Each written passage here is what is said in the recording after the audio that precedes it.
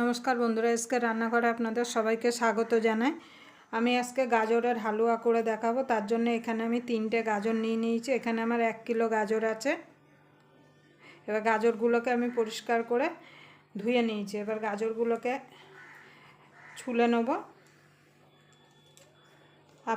আমি আলু ছোলা দিয়ে ছুলছি, আপনারা চাইলে এই দিয়েও ছুলে নিতে পারেন, বটি দিয়েও ছুলে নিতে পারেন। এইভাবে আমি গাজরগুলোকে প্রথমে ছুলে নেব।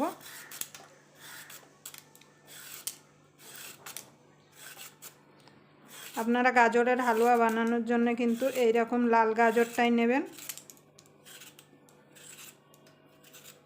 হলুদটা দিয়েও বানাতে পারেন, অরেঞ্জ কালারেরটা দিয়ে, কিন্তু লালটা দিয়ে বানালে কি হয়, দেখতে ভালো হয়। আপনারা প্রথম থেকে শেষ পর্যন্ত ভিডিওটা দেখবেন, আশা করি আপনাদের ভালো লাগবে। যদি গাজরের রেসিপি আপনাদের ভালো লাগে অবশ্যই একটা লাইক করে দেবেন। আর যারা এখনও আমার চ্যানেলটা সাবস্ক্রাইবার করেনি প্লিজ সাবস্ক্রাইবার করে নেবেন, আর পাশের বেল আইকনটা অবশ্যই বাজিয়ে দেবেন, আমি যখন কোনো নিত্য নতুন রেসিপি আপলোড করব সবার আগে পাওয়ার জন্য। আমি তাহলে গাজরগুলো ছুলে নিয়ে আসি। দেখুন বন্ধুরা, সব গাজরগুলো ছুলে নিয়েছি। ছুলে আমি আর একবার পরিষ্কার করে ধুয়ে নিয়ে এসেছি। এবার এরকম একটা গেটার নিয়েছি, গেটারের সাহায্যে আমি গাজরগুলোকে গেট করে নেব। আমি একটু ভেঙে নিয়েছি, বড় বড় আছে বলে।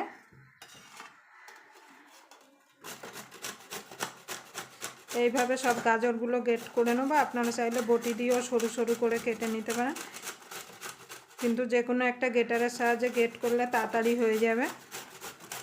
আমি সব গাজরগুলো গেট করে ফিরে আসছি। দেখুন বন্ধুরা, গাজরটা আমি গেট করে নিয়েছি। এবার আমি গাজরটাকে রান্না করার জন্য একটা কড়াই বসিয়ে দেবো গ্যাসে।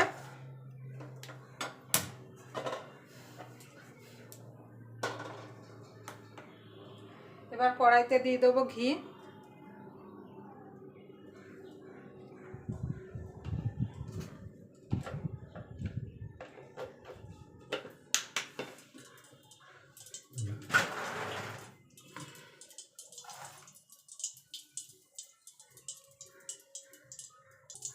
দেখুন বন্ধুরা, ঘিটা গরম হয়ে গেছে। এবার গাজরটা যে গেট করে রেখেছিলাম সেটা দিয়ে দেবো।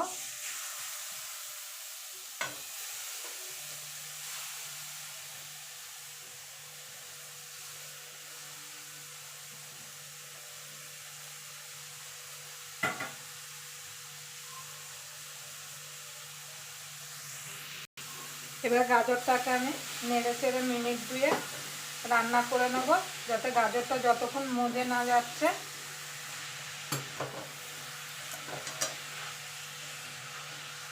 এখন কিন্তু বাজারে প্রচুর গাজর বেরিয়ে গেছে। আপনারা গাজরের হালুয়ার জায়গায় আপনারা গাজরের বরফিও বানিয়ে নিতে পারেন।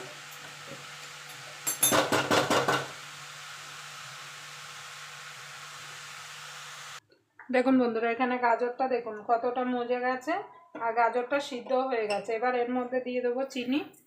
মিষ্টিটা আপনাদের স্বাদ মতো দেবেন, যে যেমন মিষ্টি খেতে পছন্দ করেন। এখানে আমি 1 কিলো গাজরের জন্য 200 গ্রাম চিনি দিলাম, কেন এর মধ্যে দুধ পড়বে, খোয়া ক্ষীর পড়বে।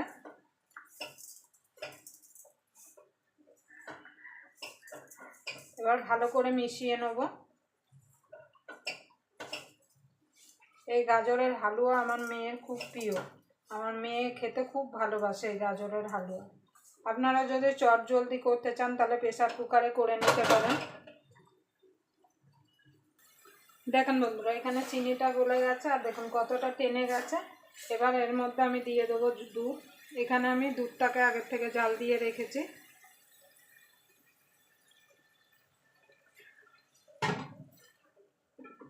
দিয়ে ভালো করে মিশিয়ে নেব।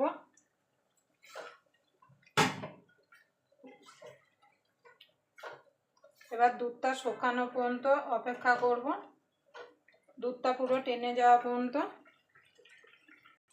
দেখুন বন্ধুরা, এখানে আমি কাজু কিশমিশ একটু ঘিয়ে ভেজে নিয়েছি, সেটা দিয়ে দেবো।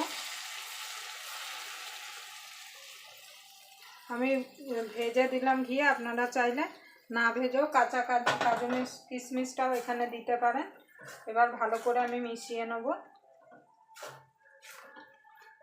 দেখুন কতটা জল টেনে এসছে, প্রায় আমার গাজরের হালুয়াটা হয়ে এসছে।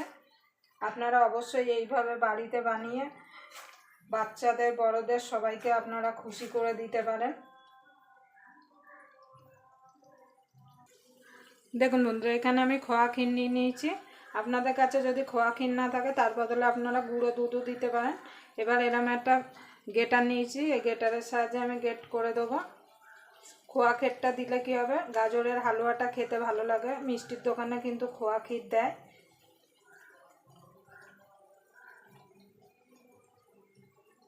এইভাবে আমি সব খোয়াটা গেট করে, দেখুন বন্ধুরা আমি খোয়াটা গেট করে দিয়েছি। দিয়ে এবার ভালো করে আমি মিশিয়ে নেব।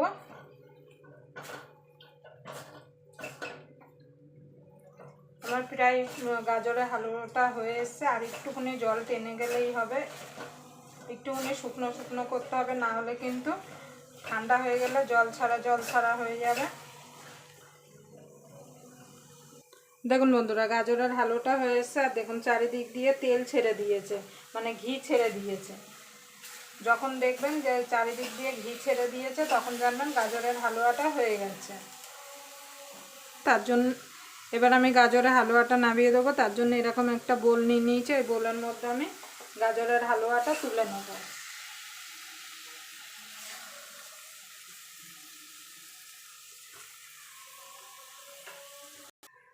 দেখুন বন্ধুরা, আমি গাজরের হালুয়াটা নামিয়ে নিয়েছি। এবার উপর থেকে একটুখানি খোয়া এইভাবে গেট করে দেবো, তাতে দেখতেও ভালো লাগবে আর খোয়াগুলো মুখে পড়লে খেতেও ভালো লাগবে।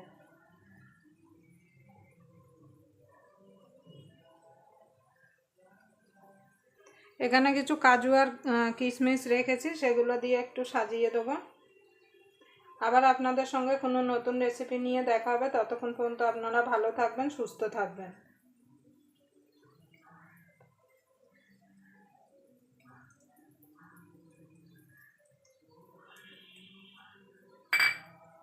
দেখুন বন্ধুরা, আমার গাজরের হালুয়াটা রেডি হয়ে গেছে।